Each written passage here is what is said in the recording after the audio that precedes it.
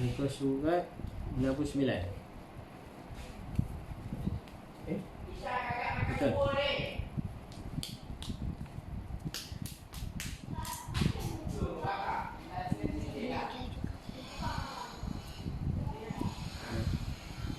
Mayang sunat. A'udzubillahi. Bismillahirrahmanirrahim. Alhamdulillahirabbil alamin. Wassalatu wassalamu ala asyrafil anbiya'i wal mursalin wa ala alihi washabihi ajma'in. Rabbi shrah li sadri wa yassir li amri wahlul 'uqdatam min lisani yafqahu qawli. Allahumma iftih 'alaina hikmataka wa anshur 'alaina min khuluqika ya arhamar rahimin ya arhamar rahimin ya arhamar rahimin. Walhamdulillahi rabbil alamin. Sembahyang sunat. Syukur pada Allah, hari ini kita dapat bermuzakarah sekali lagi di waktu tengah hari. Waktu tengah hari, insya-Allah kita muzakarahkan kitab Idaman Penuntut, menceritakan bab ilmu fiqh. Hari ini kita baca tajuk sembahyang sunat. Betul? Selain daripada sembahyang fardu yang 5, dalam Islam ada lagi beberapa sembahyang yang disebut sembahyang sunat. Jadi sembahyang sunat ini buat tambahan atas fardu itu. Kerana apa? Kerana sebaik-baik ibadat badan, sebaik-baik ibadat badan selepas iman ialah sembahyang. Jadi sembahyang sunat ni untuk apa? Untuk tambahan lah kepada yang sembahyang fardu.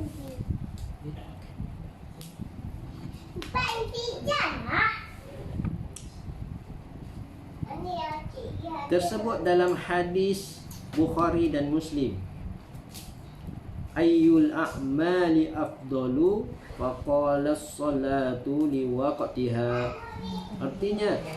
Artinya orang bertanya kepada Rasulullah sallallahu alaihi wasallam, apakah amal yang lebih afdal?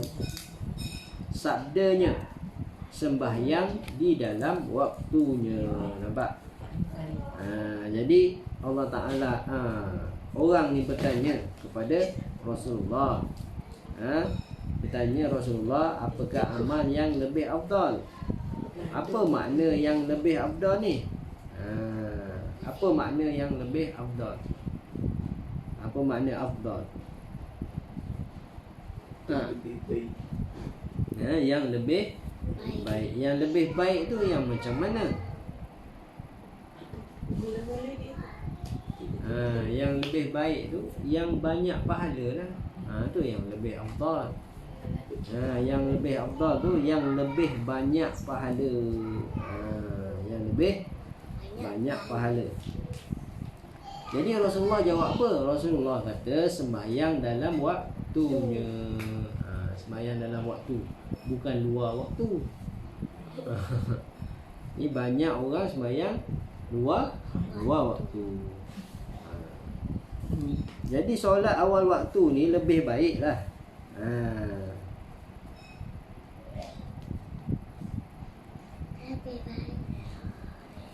Nak ceritanya solat awal waktu ni lebih baik, kan? Tetapi kalau sembahyang berjemaah, kan, itu lewat. Sembahyang berjemaah itu lewat, itu lebih baik daripada sembahyang awal waktu bagi perseorangan. Sembahyang awal waktu tu bagus, baik, kan? Tapi kalau sembahyang berjemaah, nak dibandingkan sembahyang jemaah yang dilewat, yang lewat pada waktu tu, Itu lebih baik. Sembahyang jemaah tu lebih baik daripada sembahyang awal waktu secara berseorangan. Tu dia punya apa? Dia punya bandingan. Apatah lagi kalau sembahyang jemaah pada awal waktu. Pada awal waktu. Lebih baiklah lagi. Kalau dapat sembahyang berjemaah dengan awal waktu.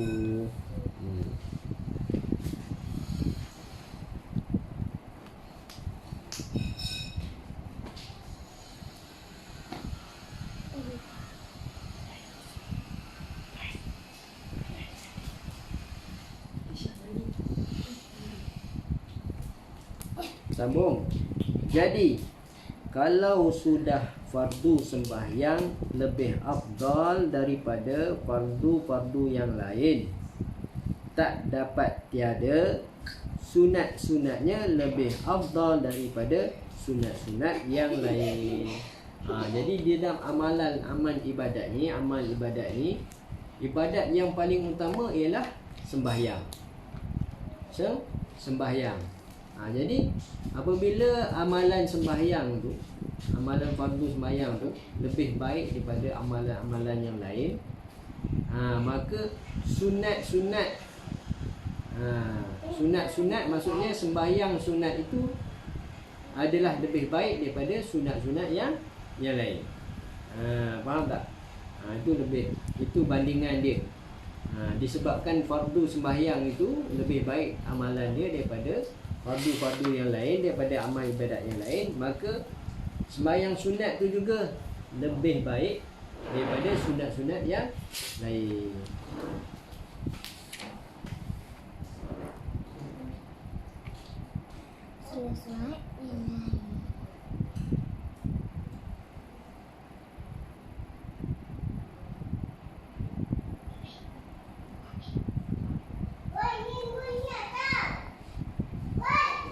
Jadi apa bukti orang kata? Apa yang dikatakan bukti yang mengatakan sembahyang tu lebih baik daripada amalan yang lain, ibadat yang lain? Buktinya apa?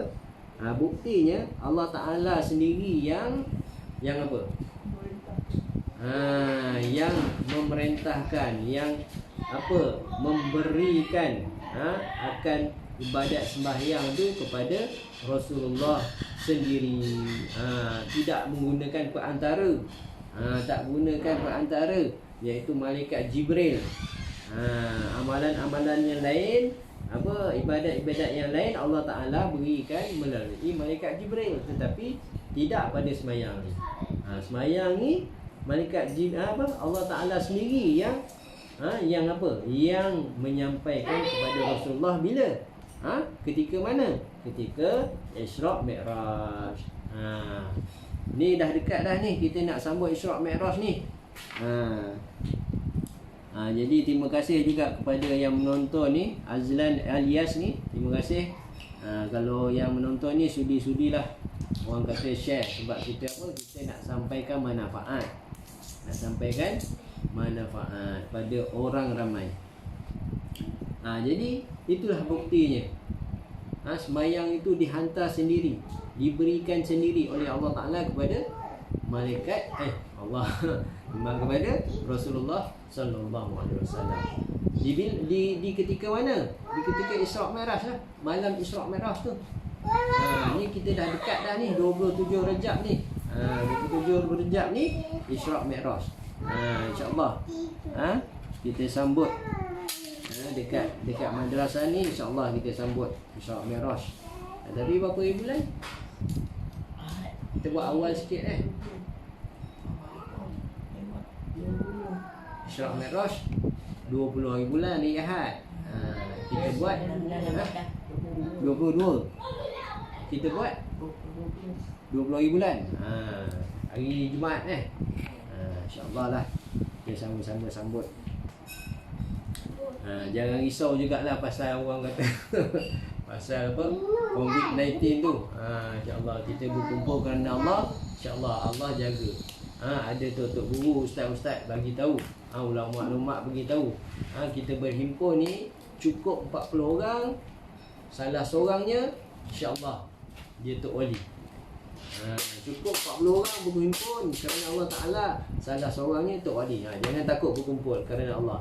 Jadi kita kumpul ramai-ramai, biar lebih 40 orang. Dalam kumpulan tu, dalam perkumpulan tu ada wali Allah, ada awliya Allah yang kita tak kenal. Jadi doa dia malam tu, hari tu, insya-Allah mustajab. Apa yang kita doa, apa yang kita minta, insya-Allah kita mustajab. Allah Ta'ala mustajabkan permintaan kita, insya-Allah. Okay, habis bab tu. Kata setengah ulama, puasa itu lebih afdal. Ada juga ulama kata puasa yang lebih afdal daripada semayang ni, kan? Jadi Kenapa ada ulama yang mengatakan puasa itu lebih afdal daripada amalan yang lain, ibadat yang lain? Kerana apa? Kerana ada hadis Rasulullah sallallahu alaihi wasallam. Apa dia? Kullu amalin ibni Adam lahu illa as-sawm fa innahu li wa ana ajzi bih. Apa artinya? Artinya semua amal anak Adam, untuknya anak Adam tu, melainkan puasa, maka ia untuk aku dan akulah yang membalasnya. Nampak? Ada hadis yang mengatakan puasa tu lebih utama. Sebab hadis ni lah, yang maksud hadis ni, semua amal anak Adam untuknya melainkan puasa. Puasa tu maka ia untuk aku dan akulah yang membalasnya. Allah Ta'ala kata dia yang membalas akan puasa seseorang tu. Jadi disebabkan hadis ni lah, ada ulama mengatakan puasa tu lebih afdal daripada ibadat-ibadat yang lain. Tapi tak apalah, yang mana satu utama, yang mana satu afdal, dua-dua kita buat. Dua-dua kita buat. Solat fardu dah memang wajib buat. Puasa Ramadan fardu kita dah wajib buat juga. Jadi puasa sunat, solat sunat, kita tambahkan lagi. Nak apa? Lebih-lebih lagi bulan Rejab ni. Bulan Rejab, Syaban, Ramadan. Kita tak lama dah. InsyaAllah kita sambut.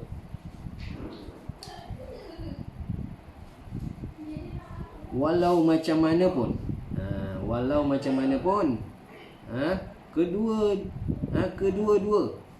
kedua-dua sembahyang dan puasa ada banyak kelebihannya. Janganlah lepaskan masa berlalu dengan tiada dibuat, yang dengan tiada direbut peluang yang sangat baik ini untuk apa? Untuk mendekatkan diri kepada Allah Subhanahu Wa Taala. Jadi jangan lepaskanlah peluang ni, yang kita masih ada peluang ni. Sebelum apa? Sebelum nyawa kita, roh kita sampai di halqum. Jadi buat. Kita duduk akhir zaman ni, kena latih-latihlah berpuasa. Yang mana puasa sunat tu baguslah.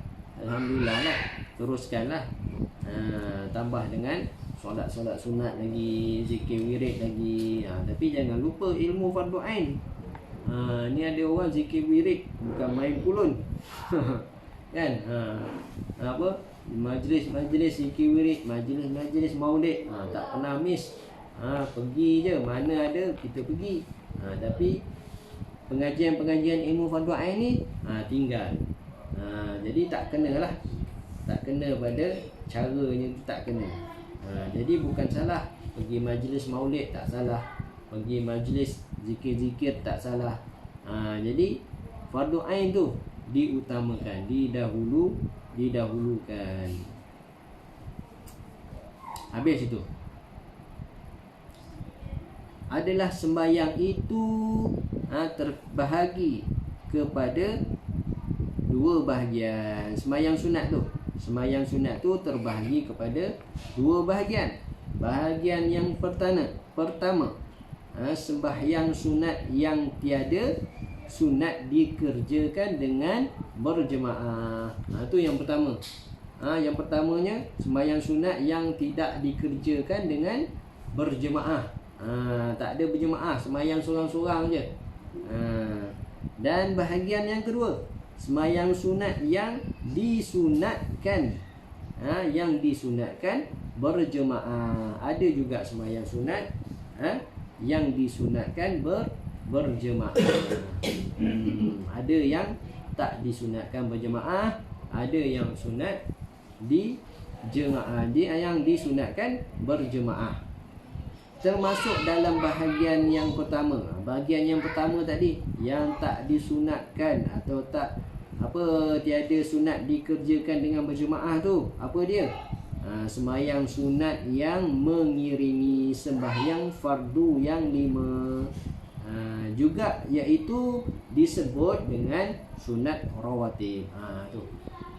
Sunat apa? Sunat qobliyah ba'diyah lah.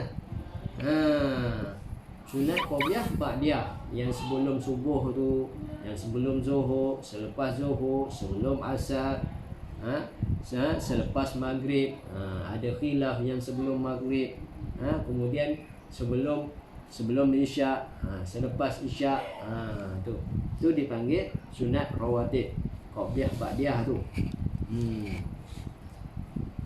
Yang tu tak disunatkan berjemaah. Tak disunatkan berjemaah.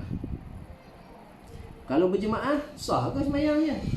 Kalau berjemaah lah sah juga sembahyangnya. Tapi tak disunatkan, maka kalau berjemaah makruh lah. Jadi makruh lah pula. Jadi makruh ni perkara yang apa? Yang kalau kita buat tak dapat apa-apa. Kalau kita tinggal dapat apa? Pahala.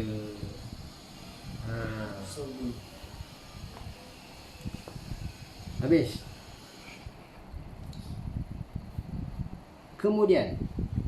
Kemudian sunat rawatib ini terbahagi kepada yang muakkad dan yang tiada muakkad. Sunat rawatib ni, qobliyah ba'diyah ni, ada yang muakkad, ada yang tak muakkad. Ada yang dituntut dan ada yang tak dituntut. Macam tu. Jadi dalam sunat rawatib ni, yang muakkad ni, sebab apa dia muakkad? Sebab Rasulullah tak pernah tinggal. Sunat rawatib yang muakkad ni Rasulullah tak pernah tinggal. Kalau yang tak muakkad tu, Rasulullah pernah tinggal. Tu perbezaan dia. Sunat rawatib yang muakkad dengan yang tak muakkad ni. Dia beza tang tu. Tang Rasulullah yang tak pernah tinggal dan Rasulullah pernah tinggal.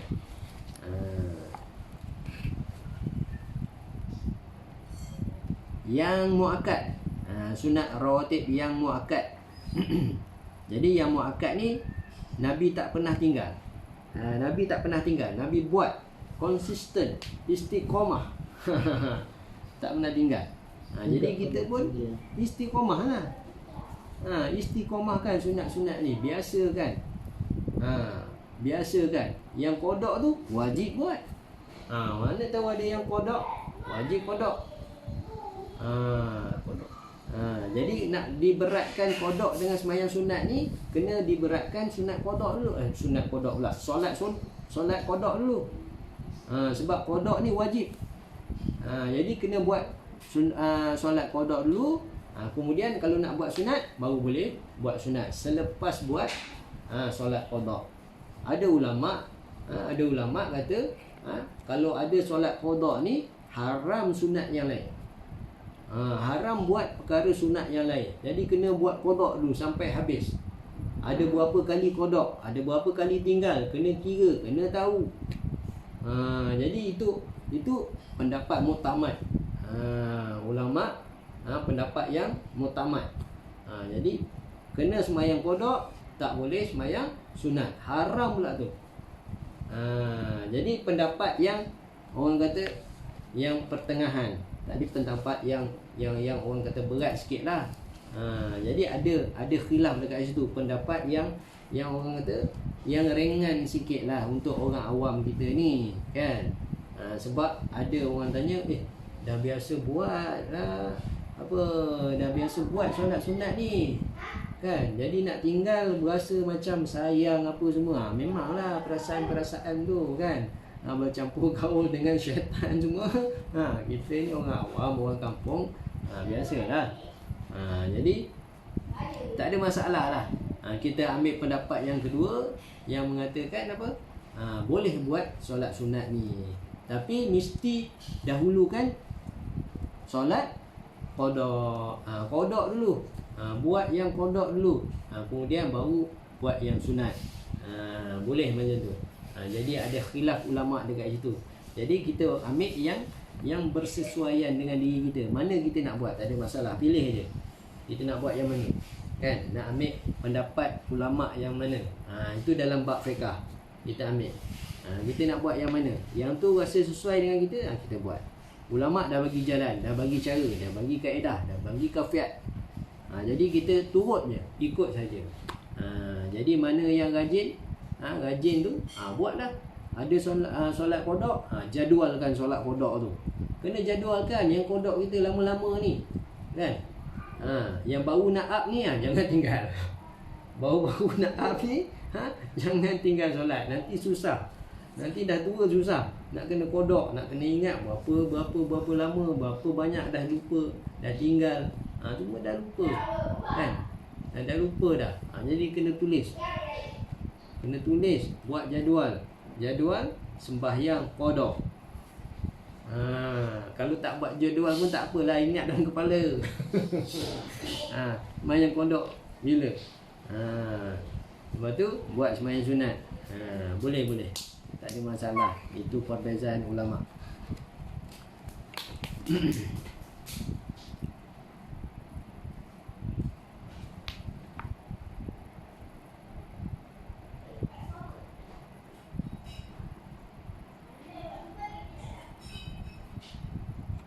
Jadi solat sunat yang muakkad,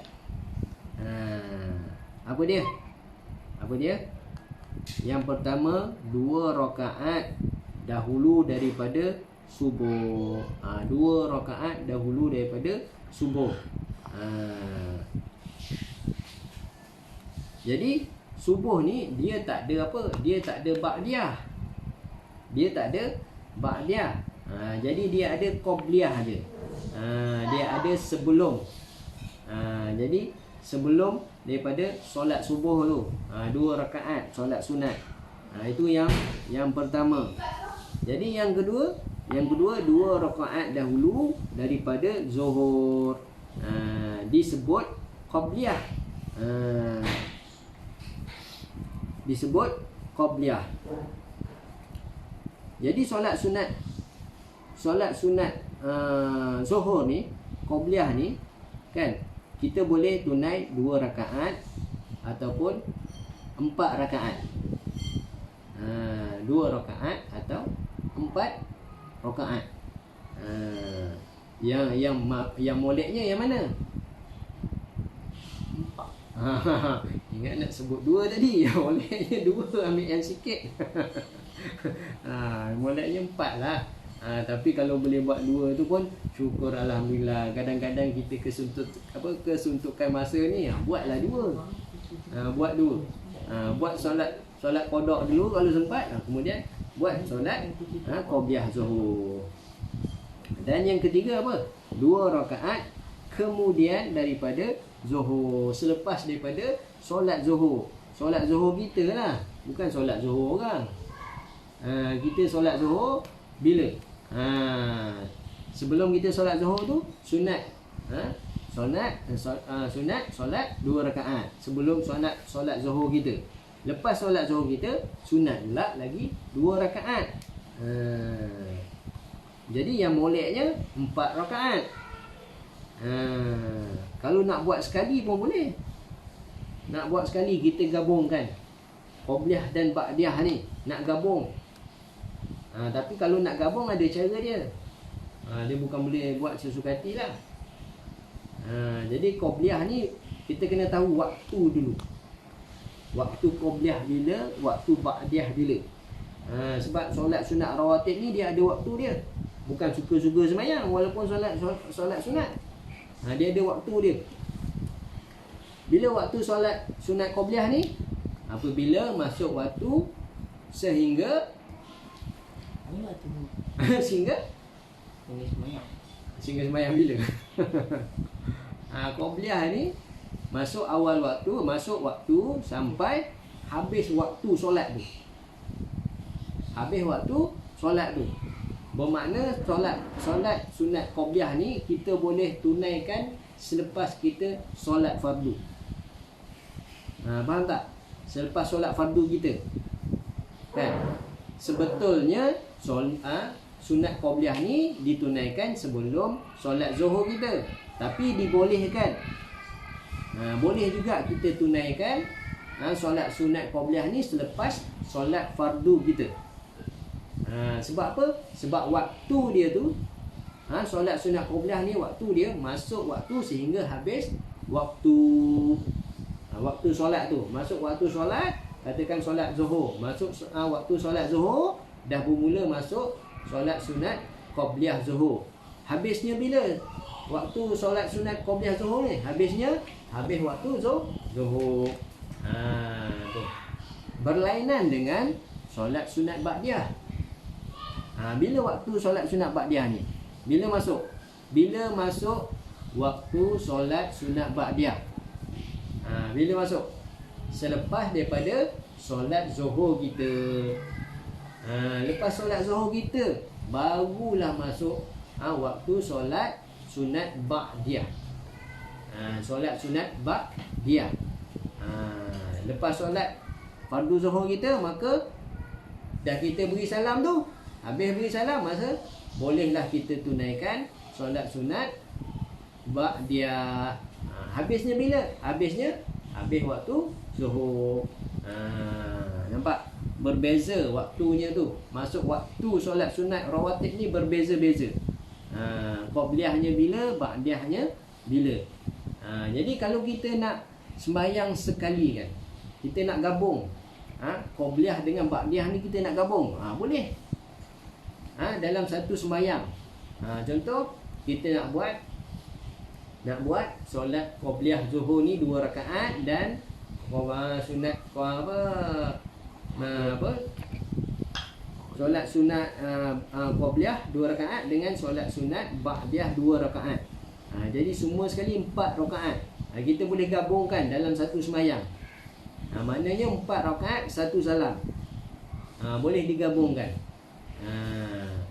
Tapi kena solat zuhur dululah. Sebab apa? Sebab kita nak gabungkan dengan ba'diyah. Faham tak? Jadi selepas solat fardu zuhur, kita pun nak solat qobliyah dan ba'diyah, digabungkan dalam satu sembahyang, 4 rakaat 1 salam. Jadi niat dalam tu qobliyah dan ba'diyah digabungkan. Jadi kita niat pun bergabung. Jadi 2 rakaat qobliyah dan 2 rakaat ba'diyah digabungkan. Kalau kita nak tambah lagi rajin, buat sampai 8 rakaat. 8 rakaat. Dia qobliyah ba'diyah tu 2 salam, 1 salam.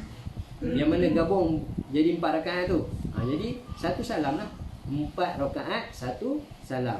Semayang macam zuhur, semayang zuhur juga 4 rakaat sampai 2 rakaat tahiyat awal, kemudian bangun balik sampai tahiyat akhir. Niat tu awal itu. Niat dia tu awal itu. Awal mana? Niat dia tu awal sebelum tu lah, sebelum semayang. Niat masa nak angkat takbir tu lah. Macam biasalah niatnya. Tapi digabungkanlah niat tu. Dalam niat tu ada kita niatkan qobliyah dan ba'diyah. 4 rakaat. Kalau nak buat 8 rakaat, niat 8 rakaat. Faham? 8 rakaat. Kita nak buat. Sebab solat sunat ba'diyah dan qobliyah dan ba'diyah zuhur ni dia boleh buat 4-4. Qobliyah 4 rakaat paling banyak, ba'diyah 4 rakaat. Untuk yang gabung tu kalau waktu panjang lagi boleh gabung juga. Waktu panjang macam mana? Maksudnya kalau orang azan ni, lepas tu kita terus nak buat gabung. Tak ada lah. Kalau ba'diyah belum masuk, Dia kena waktu ni lah. ba'diyah kena buat selepas Tak, kita maksudnya solat kalau kita sembahyang fardu. sunat tu, selepas daripada waktu sembahyang zuhur lah kita gabung. Kalau waktu Nak panjang pun gabung. boleh. Memang kita sengaja nak buat gabung. Walaupun dalam waktu panjang boleh lah. Boleh waktu panjang. Tak apalah, baguslah. Sebab ba'diyah ni masuk waktunya selepas solat zuhur kita. Selepas solat fardu zuhur kita. Jadi nak gabung tu selepas kita solat fardu dulu. Baru kita gabung qabliyah dan ba'diyah. Kalau tak nak gabung, buatlah awal, boleh juga. Ataupun tak nak buat awal, qabliyah tu tak nak buat awal, nak buat selepas solat fardu kita, pun boleh juga. Tak ada masalah. Jadi janji jangan habis waktu zuhur. Kalau habis macam mana? Tak sempat buat, habis macam mana? Duduk. Habis kodok lah. Solat sunat pun boleh kodok juga. Tak ada masalah. Ini bagi kebiasaan orang yang dah solat sunat lah. Satu masa tu dia sibuk ataupun terlupa, kemudian dah masuk waktu asar baru dia teringat akan tak buat tadi solat sunat zuhur, tak buat. Jadi dia boleh kodok, tak ada masalah. Orang yang dah biasa semayang ni dia rajin semayang. Kalau macam kita ni faham-faham ke kan. Jadi nak rajin. Sebab itulah daripada kecil nak kena latih. Kan, nak kena latih, kena ada juru latih. Faham? Jadi nak kena ada juru latih ni, anak-anak kita ni, kalau kita tak boleh latih, kena cari orang latih. Sebab tu moleknya masukkan pondok-pondok anak-anak kita ni. Kan? Jadi kita ni ialah al-maklum lah. Kita ni dah hidup sekian lama dengan kaedah masyarakat kita ni, negara Malaysia ni kan. Yang ilmu sunat ni yang kita dahulukan. Ilmu yang wajib ni kita tak tekan. Kalau kita boleh tekan ilmu yang wajib ni, ilmu sunat ni tak ada masalah lah, dipersilakan lah. Tapi masalahnya kebanyakan masyarakat kita ni dia menekan akan ilmu-ilmu yang sunat. Apa ilmu sunat ni? Apa ilmu sunat? Ilmu sunat ni umpamanya ilmu matematik, ilmu sains, ilmu geografi, apa lagi? Ilmu apa? Alam sekitar ada. Ilmu alam sekitar pun ada. Jadi yang itulah masyarakat kita yang tekankan. Bukan kata salah sekolah-sekolah tu salah. Bukan kata tak ada sekolah-sekolah tu mengajar fardu ain, ada. Tapi bila kita selidik, bila kita tengok pengajaran fardu ain di sekolah-sekolah ni tak berapa nak apa? Tak berapa nak memadai. Tak berapa nak memadai. Sebab apa? Banyak orang pelajar-pelajar lepasan sekolah kita ni, bila ditanya fardu ainnya tak lepas. Apatah lagi dalam bab akidah, bab mengenal Allah. Kita tanya, kita selidik, kita buat kajian. Jadi mereka ni, anak-anak kita ni, ramai yang tak mengenal Allah. Kena tanya diri kita pula, mak bapak ni kenal Allah ke tak? Nampak? Kalau mak bapak ni sendirilah tak mengenal Allah dalam bab akidah, longgar, dalam bab akidah tak berapa kemas, apatah lagi anak kita. Itulah kata inisiatif kita ni jangan jauh lah daripada ulama-ulama, daripada tok-tok guru, daripada orang-orang alim. Biarkan kalau kita tak ada kesempatan masa zaman-zaman muda untuk kita belajar agama ni, kita biarkan anak kita pula. Kita hantar mereka ni belajar agama. Terutamanya di mana? Di madrasah, pondok-pondok. Tak boleh belajar hari-hari, belajar 2-3 kali sehari. Belajar tak boleh 2-3 kali sehari. 2 hari sekali, 3 hari sekali, seminggu sekali. Macam tu. Janji kita belajar agama. Anak kita dapat belajar agama, kita pun dapat belajar agama. Sebab fardu ain ni wajib ke atas setiap orang Islam. Jadi nak belajar bab akidah, nak belajar bab fiqh. Sekarang kita tengah buka bab fiqh. Nak belajar bab tasawuf, itu fardu ain. Yang nombor satunya bab akidah. Kan, itu nombor satu. Dengan zaman sekarang kita ni banyak fahaman. Kita ni nak cerita bab sembahyang sunat ni, bab fiqh ni. Dah terceramah bab lain. Sebab apa? Nak beri kesedaran. Kita nak kesedaran. Jadi kalau wajib belajar ni, ketika mana wajib belajar ni? Belajar ni ketika umur mumayyiz. Terutamanya wajib belajar mengenal Allah ni ketika umur mumayyiz. Bukan umur dah mukallaf baru nak belajar mengenal Allah. Bukan. Wajib belajar ni ketika umur mumayyiz. Bila balik wajib tahu sudah.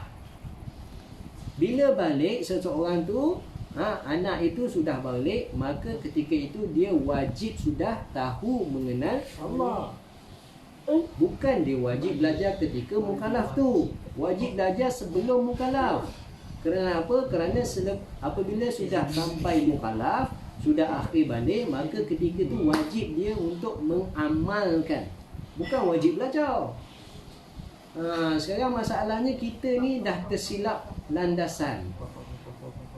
Kita nak tunggu balik baru nak apa? Nak balik 3 kali dah. Dah balik 3 kali dah baru nak belajar kenal Allah. Balik 3 kali macam mana? Umur 15 kali. Kan? Umur 15 kali lagi 15 tahun pula, umur 30 dah 2 kali balik. 45 tahun dah 3 kali balik baru nak belajar kenal Allah. Macam mana? Tapi syukurlah diberi taufik hidayah daripada Allah untuk kita belajar agama. Jadi yang nak pesannya, sama kita ingat mengingati anak-anak kita. Anak-anak kita. Jangan lupa. Tu orang kata selingan iklan. Jadi terus. Terus sikit lagi. Lalu kita berhentilah. Jadi tadi apa? 2 rakaat kemudian daripada Zuhur. Jadi qabliyah dan ba'diyah Zuhur ni kita boleh tunaikan secara berasingan atau kita nak gabungkan pun boleh. Kalau nak gabungkan, kita niat dia. Dalam niat tu sertakan apa dia? Qabliyah dan ba'diyah. Saja aku sembahyang sunat zuhur, qabliyah dan ba'diyah 4 rakaat tunai kerana Allah Ta'ala. Itu niat yang panjanglah, lafaz niat tu. Jadi niat yang di dalam hati itu sekadar cukup dengan qasad, ta'rat, tahyid. Saja aku solat sunat zuhur, qabliyah dan ba'diyah. Macam tu je. Boleh ditunaikan juga sebanyak 8 rakaat. Kita nak buat 4 rakaat qabliyah, 4 rakaat ba'diyah pun boleh, atau kita nak gabungkan pun boleh. Jadi 8 rakaat. Nak buat berasingan 4 pun boleh, nak buat gabung sekali 8 rakaat terus pun boleh. Ni bagi yang siapa? Bagi yang rajin lah. Yang malas tak buat. Rajin buat.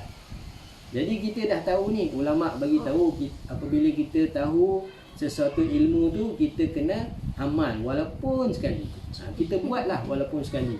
8 rakaat tu solat sunat qabliyah dan ba'diyah. Jarang-jarang orang buat. Kita buatlah walaupun sekali. Sebab apa? Sebab ulama kata besok di akhirat besok kan ada kitab amal ni, malaikat baca. Mudah-mudahan bila malaikat kata nama sekian dalam senarai, sembahyang solat sunat zuhur qabliyah ba'diyah 8 rakaat, sila hadir ke hadapan umpamanya. Nama kita tercatat walaupun bawah sekali je buat. Bawah sekali lah kan, sekali je buat. Tapi tak apalah, janji ada. Janji ada.